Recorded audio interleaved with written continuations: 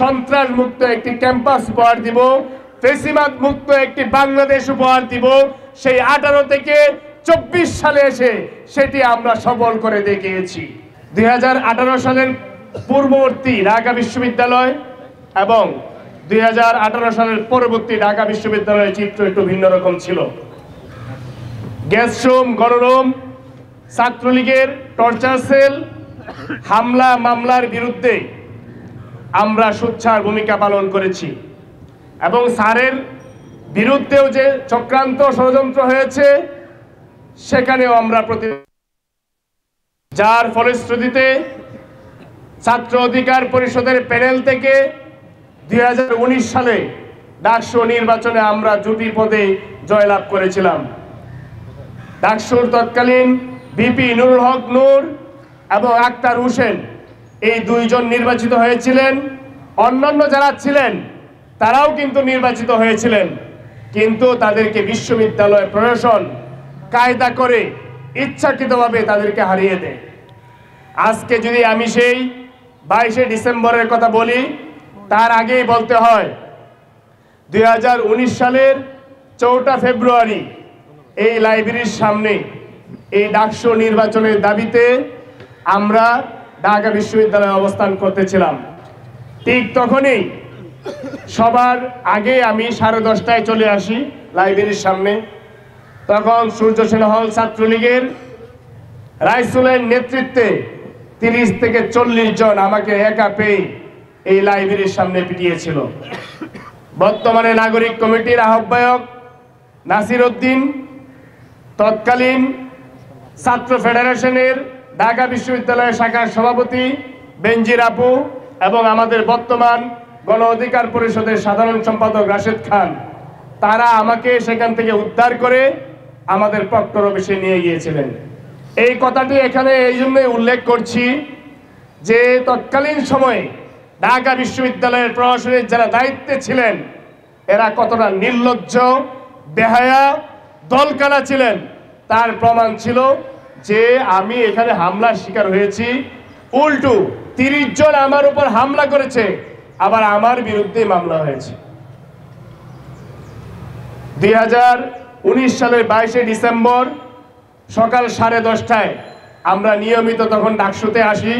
তখন আমাদের BP regular Dhaka বিশ্ববিদ্যালয়ে এই ভবনেই আসি আমরা এবং পুরো ঢাকা বিশ্ববিদ্যালয়ে শিক্ষার্থীদের সকল সুযোগ সুবিধা নিয়ে আমরা এখানে বসে আলোচনা করি।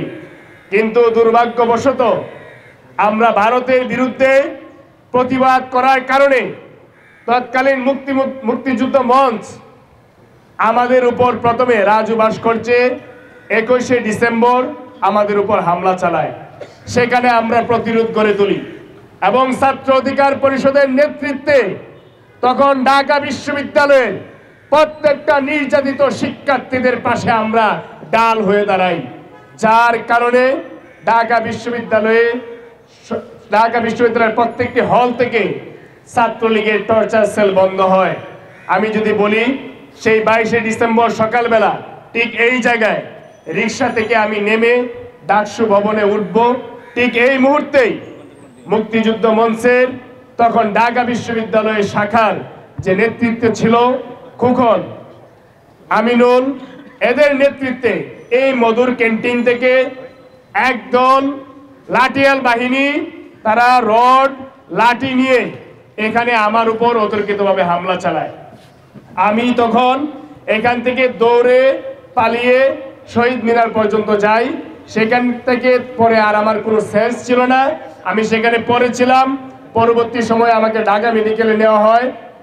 আমি পরবর্তী সময়ে এর ভিতরে যে ঘটনা ঘটেছে সেই ঘটনা আসলে আমি প্রত্যক্ষদর্শী ছিলাম না, কারণ এর আগেই আমি হামলার শিকার হয়ে যাই।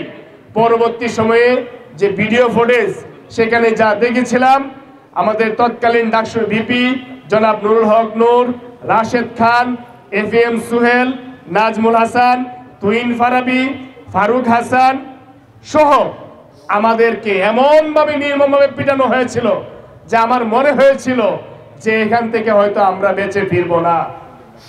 মহান রব্বুল আলামিনের কাছে শুকরিয়া যে আমরা সেখান থেকে বেঁচে ফিরেছি এবং এই ছাত্রলীগকে আমরা যে প্রতিজ্ঞা করেছিলাম সন্ত্রাস মুক্ত একটি ক্যাম্পাস উপহার দিব, ফেসিবাদ মুক্ত একটি বাংলাদেশ উপহার দিব, সেই 18 থেকে 24 সালে এসে সেটি আমরা সফল করে দেখিয়েছি।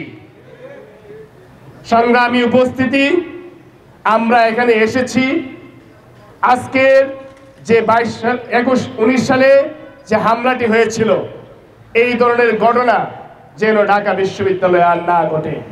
বর্তমান যে ঢাকা বিশ্ববিদ্যালয়ের প্রশাসন আছেন তারা যেন কোনো নির্দিষ্ট রাজনৈতিক দলের এজেন্ডা বাস্তবায়ন না করেন। বিশ্ববিদ্যালয়ের 40,000 শিক্ষার্থীর অভিভাবক হিসেবে ঢাকা বিশ্ববিদ্যালয়ের প্রক্টর এবং ভিসি যেন সেই দায়িত্ব পালন করে, সেই আহ্বান ব্যক্ত রেখে আমি আমার বক্তব্য এখানে শেষ করছি।